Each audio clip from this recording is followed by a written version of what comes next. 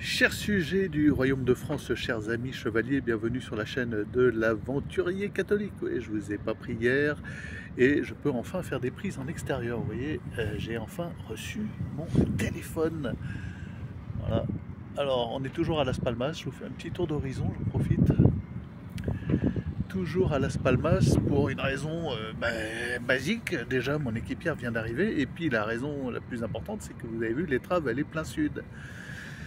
La météo, c'est totalement n'importe quoi. Le ciel est couvert, nuageux, l'ambiance n'est pas à l'Alizé et au départ vers la Transat. Alors même partir à Hierro, là, avec ce vent de sud, bon, c'est pas folichon. Donc on pourrait s'extraire d'ici, aller à Tenerife, faut voir. On se retrouvait dans des mouillages pas adaptés au vent du sud.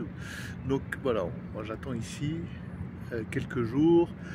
Les météos changent tous les jours. En fait, vous regardez les prévisions le matin et la prévision 4 heures après, c'est plus la même. Voilà, on a une espèce de dépression qui tournicote là, là-haut au nord, qui nous envoie un espèce de flux de sud. Vous avez qu'à suivre le Vendée Globe pour comprendre la difficulté de passer la latitude des Canaries.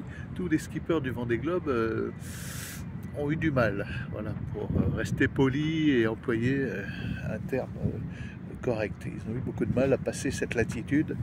Bon, en ce moment, c'est pas la bonne météo pour s'en aller, malheureusement. Donc il y a beaucoup de bateaux en partance, beaucoup de bateaux en attente, et dont nous, voilà. Alors oui, je ne suis plus seul, j'ai une équipière à bord. Bon, il va falloir qu'elle s'adapte un peu au personnage. Il paraît que je gueule, mais non, je gueule pas, je m'exprime, je parle fort, puis j'ai des idées, en plus très arrêtées sur des choses. Alors c'est très dur pour les gens du monde de fréquenter un personnage comme moi, paraît-il, parce que je suis chef complotiste.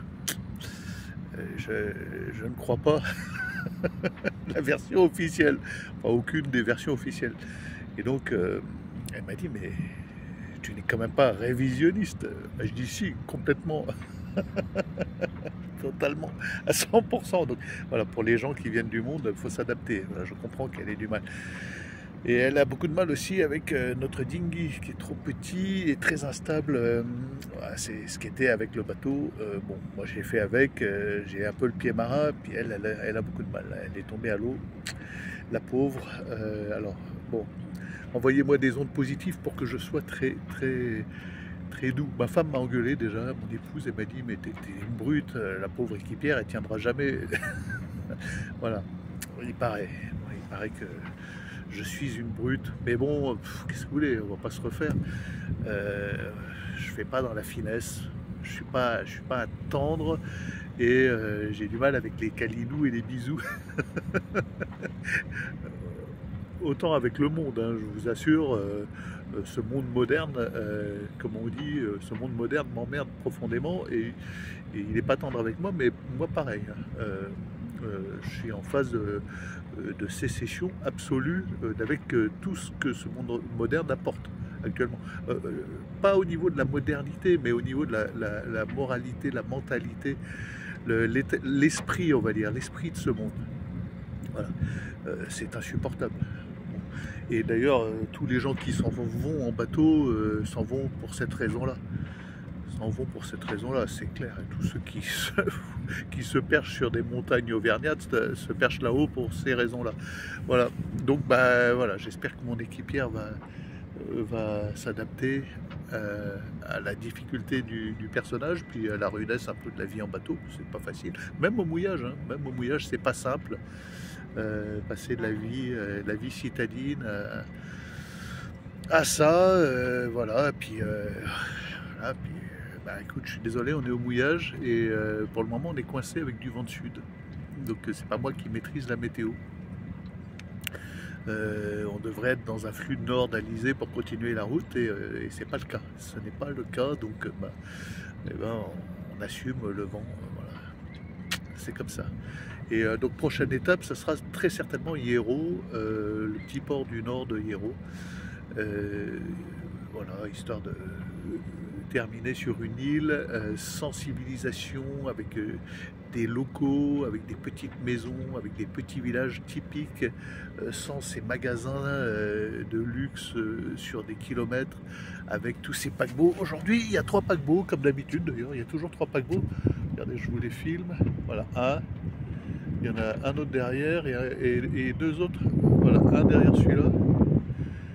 Il y en a 3. Alors, c'est pas des gros, mais ça débarque quand même 3 paquebots, 3000 personnes déambulant dans les rues. Voilà.